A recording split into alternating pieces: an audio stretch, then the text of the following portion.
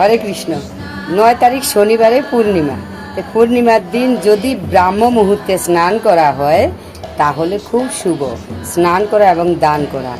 দান নিয়ে আমি একবার আলোচনা করেছি। দান এমনভাবে করবেন যেই দান ভগবানের সেবায় লাগে। যেমন যদি আপনি পাকা কলা দান করেন, সেটা দিয়ে কোনো কিছু রান্না করে খেতে পারবেন না। বিশেষ করে এখন যারা ভক্তি করেন না তাদের সব সময় থাকে আমিষ আহারের দিকে নজর। এবার আপনি এমন কিছু দান করবেন সেটা নিয়ে হতে পারে সে যেটা সেবায় লাগে না সেই জিনিসগুলো রান্না করে খাবে সেই পয়সা দিয়ে। তাহলে সেই রকম জিনিস আপনি কখনো দান করবেন না। দান করার চেষ্টা করবেন যেই জিনিসটা সেবাই লাগাতে পারবে না, ভগবানের সেবায় মানে কোনো কিছু রান্নাই করতে পারবে না, শুধু ভগবানের সেবায় লাগবে, এই ধরনের জিনিস আপনি দান করুন। ভগবানকে যাতে নিবেদন করতে পারেন এই ধরনের জিনিস দান করুন।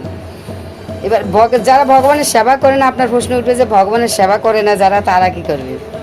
অন্তত সেবা না করলেও তো আপনি যে দানটা করছেন গোবিন্দের নামে নিবেদন করে, সেটা উনি যদি খান তবুও উনি প্রসাদ রূপে খাচ্ছেন, তবুও ওনার একটু কোনো পুণ্য হবে। এছাড়া আপনি যদি অনেক টাকা পয়সা দিয়ে দিচ্ছেন, দান করছেন, সেটা দিয়ে যে কি করবে সেটা আপনি ভেবেচিন্তে একটু দান করবেন, যাতে সেটা ভালো কাজে লাগায় সেইভাবে দান করবেন।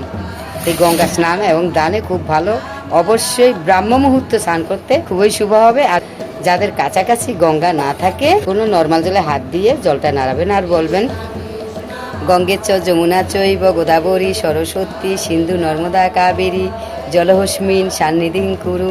এই জিনিসটা আপনি করে জলটা দিয়ে আপনি স্নান করবেন, গঙ্গা স্নান হয়ে যাবে। হরে কৃষ্ণ।